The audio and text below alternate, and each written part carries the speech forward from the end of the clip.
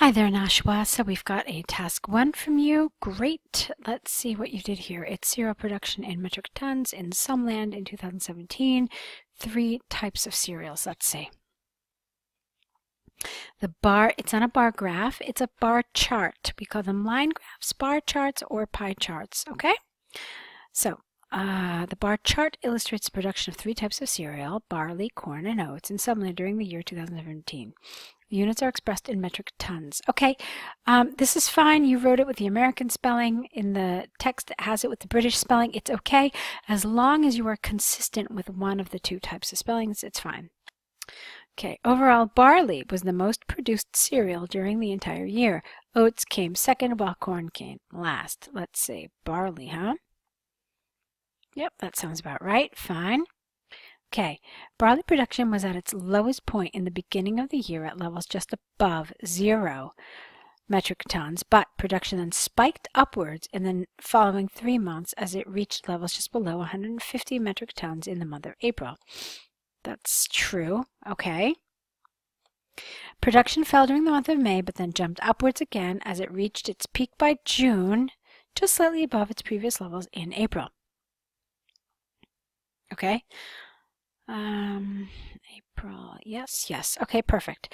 In the second half of the year, production showed fluctuations but remained well above the 50 metric tons mark as it ended the year slightly above 100 tons, let's say. Remained above 50. Yeah, you could have even said it remained at or around 100. That would also have been accurate. I'm not saying what you wrote is wrong, but you said it remained well above, and maybe you could have even said that it remained at or around 100. Okay? It's certainly closer to the truth than referring to this 50 for barley. Corn production started the year on a similar note, but then increased gradually. Corn. Let's see. Corn, orange. Okay? Okay. Much more fluctuation. Fine. Corn production started the year on a similar note, but then increased gradually before reaching its peak in the month of May at figures well above 100. Okay. The amount produced then dropped significantly during the following 3 months before rising again to reach just under 100 in the month of September before ending the year just over 150 metric tons. Okay. Fine. Oats peaked early in the year, without the S here, okay, at just below 150 metric tons in the month of January, but production plummeted afterwards to reach its lowest point in February. Oats production gradually recovered as it rose steadily in the following months before arriving just above. When? You don't tell me when this happened. When did it arrive just above? And I don't really care for this expression, it arrived just above. I mean, it's not, I don't know. The whole phrase, before reaching 100 metric tons, when? Tell me the month. The second half of the year showed many months of fluctuation, singular, before finally ending the year at just 100 metric tons. Okay. This is oats you're talking about. Okay, fine. Clearly you wrote a lot about barley. You wrote a decent amount about corn. I felt like your description of oats was a little less descriptive than the other 2, but it's fine. I certainly got a good idea. Now, this is a rather long task 1. I don't know how long it is, but my guess is it's certainly over 200 words, which leads me to the question of how long it took you to write this task 1. I want you to remember that you're supposed to say under 20 minutes. I'm curious if it took you less than 20 minutes. What you did is fine. You decided to take the year and just take it by cereal produced. So you had a paragraph about barley, paragraph about corn, a paragraph about oats. And that's certainly one way you could do it. There are other ways you could have done this task 1, however.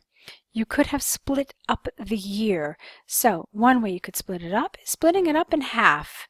Now think about that and how that makes sense, because for example, barley, you see this really straight gradual rise, okay, with that peak in June.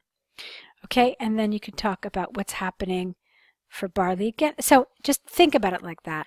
But I want you to think that what I want you to do essentially is realize that there are multiple ways to do a task one, and the best way to do it will really depend on the way the figures look, on the way they present themselves.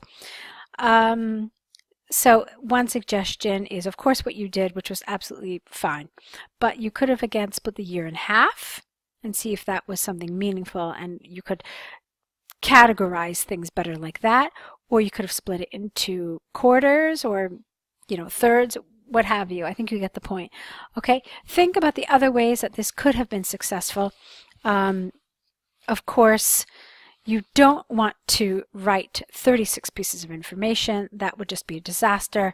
Too long, too wordy for sure, and it doesn't show editing and selecting of information.